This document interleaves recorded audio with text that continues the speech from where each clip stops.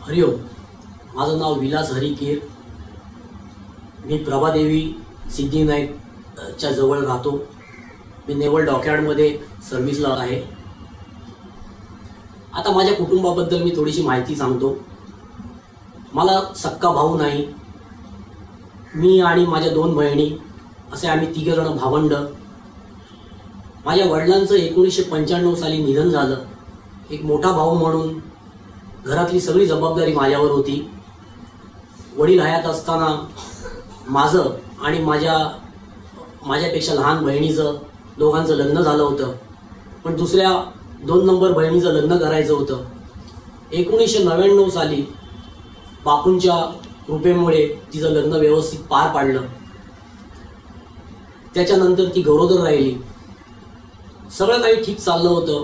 पण तिच्या 3-4 महिन्यापासून तिला अचानक खूप शारीरिक त्रास व्हायला लागला. म्हणजे तो त्रास इतका व्हायला लागला की आम्ही एकदम गोंधळून गेलो. पण तिचा त्रास तसा वाढतच होता. बॉम्बे हॉस्पिटलमध्ये दर 15 दिवसांनी त्यांचं रुटीन चेकिंगला ते बोलवायचे. त्याप्रमाणे आम्ही दर 15 दिवसांनी तिला घेऊन बॉम्बे हॉस्पिटलमध्ये जायचो. असं करता करता एकदा असंच आम्ही चेकिंगला तिला नेलं असताना डॉक्टरांनी तिला सांगितलं की हिला आजच्या आज ॲडमिट करायला लागेल. तर ही कधी कुठच्याही क्षणी बाळंत होऊ शकते. तर डॉक्टरांच्या म्हणण्याप्रमाणे आम्ही तिला ते जे वार्ड आहे त्या वार्डमध्ये आम्ही ॲडमिट केलं. आणि साधारण सकाळी 9:30 पावणे 10च्या सुमारास तिला ऑपरेशन थिएटरमध्ये नेण्यात आलं. आम्ही ऑपरेशन थिएटरच्या बाहेर उभे होतो.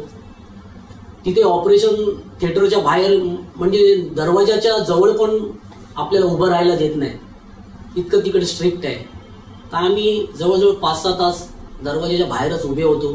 पण नक्की आम्हाला आतमध्ये काय चाललंय, डॉक्टर कुठची ट्रीटमेंट देत आहेत, काही आम्हाला समजायला मार्ग नव्हता. त्याच्यामुळे खूप दडपण येत होतं.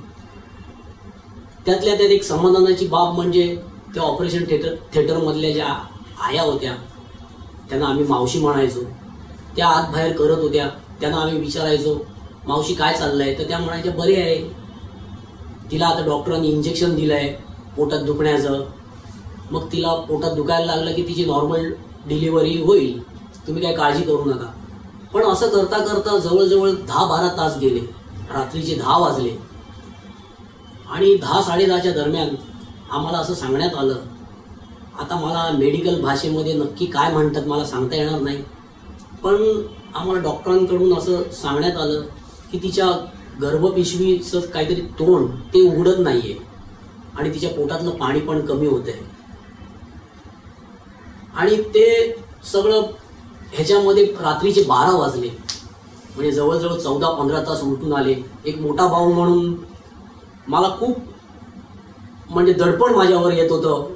मला काळजी वाटत होती आणि असं वाटत होतं मनात शंका कुशंका पण खूप यायला लागल्या. असं वाटत होतं की माझी बहीण नक्की जिवंत आहे की नाही. कारण तिथे आतमध्ये काय चाललंय आम्हाला काही समजत नव्हतं. तिकडे म्हणजे अगदी दरवाजाच्या समोर पण ते लोक उभे राहायला देत नव्हते. आणि मला असं वाटतं की डॉक्टरांचा पण जाण्या येण्याचा मार्ग दुसरा होता. त्याच्यामुळे नक्की आम्हाला काही समजत नव्हतं. आणि खरं सांगायचं म्हणजे मी बापूंकडे जात होतो पण तेवढं आत्तासारखं भक्ती नव्हती. नक्की काय म्हणायचं, कुठचं स्तोत्र म्हणायचं, काय कुठची प्रार्थना करायची काही मला माहिती नव्हतं. साधारण 12:30 रात्रीचे 1 वाजला. बॉम्बे हॉस्पिटलच्या समोर दरवाजाच्या समोर 2 बाकडी होती. एका बाकड्यावर तिचे मिस्टर बसले व दुसऱ्या समोरच्या बाकड्यावर मी बसलो. आणि मी साईनाथ महाराजांचं नामस्मरण केलं, श्री स्वामी समर्थांचं नामस्मरण केलं. आणि बापूंना पण एक विनंती केली, बापू माझ्या बहिणीला या त्रासातून तिला जो काय प्रॉब्लेम आहे त्याच्यातून तिची सुटका करा. आणि साधारण एक अर्ध्या पाऊण तासानंतर मला झोप आली. आणि आपण जसं टीव्हीवर किंवा थिएटरमध्ये बघतो तसं एक प्रसंग माझ्या डोळ्यासमोरून उलगडायला लागले.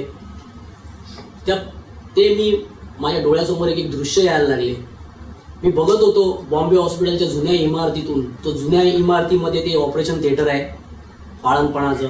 तिकडनं एक गृहस्थ आतमध्ये आले, सफेद शर्ट आणि काळी पॅन्ट. मला त्यांचा चेहरा नीट दिसत नव्हता. पण ते आतमध्ये आल्यानंतर लिफ्टमधनी या साहेब म्हणून त्यांना विनंती केली, पण त्यांनी लिफ्टमनचं ऐकलं नाही. ते चालतच पहिला माळा चढले, दुसरा माळा चढले. आणि रात्रीचं बघा शांत समयी आपल्याला एक चप्पलाचा पण एक विशिष्ट आवाज येतो, तसा मला चप्पलचा आवाज यायला लागला. आणि मला इतकं जाणवलं की माझ्या बाजूनी कोणतरी ऑपरेशन थिएटरमध्ये गेलंय, असा चप्पलाचा आवाज आला. आणि मी बघत होतो, ऑपरेशन थिएटर पण मला दिसत होतं. ऑपरेशन थिएटरमध्ये बेडवर माझी बहीण झोपली होती. त्या गृहस्थाने आतमध्ये जाऊन रागाने माझ्या बहिणीचे 2 पाय पकडले. आणि तेवढ्यात त्या आया ऑपरेशन थिएटरमधून धावत आल्या आणि मला त्यांनी झोपेतून उठवलं. तुम्ही उठा उठा, काय झोपलात काय? तुमच्या बहिणीला मुलगा झालाय, तुम्ही मामा झालाय. हे सगळं ऐकल्यानंतर मला खूप घाईवरून आलं की 15-16 तास माझी अवस्था काय झाली, किती दडपण आलं, किती मला भीती वाटत होती. आता तो गृहस्थ कोण म्हणजे आपल्याला सगळ्यांना माहितीच असेल आणि मला पण माहिती आहे. पण त्या सद्गुरू माऊलीला किती त्रास झाला असेल. मी माझ्याच त्रासाचं मनात 16 तास मी काय, किती भीती आली, किती दडपण आलं, पण त्या सद्गुरू माऊलीला किती त्रास झाला असेल. त्याच्यानंतर मुलगा झाला, सगळीकडे आनंद झाला. पण तरी पण त्या मुलाला कावीळ झाली होती. बहिणीचं पण थोडंसं प्रॉब्लेम होता. तो 8-10 दिवसामध्ये बापूंच्या कृपेने सगळं ठीक झालं. नंतर ते घरी आले. मग मी माझ्या बहिणीला आणि तिच्या मिस्टरांना ही सगळी हकीकत सांगितली. हरिओम श्रीराम अंबज्ञ.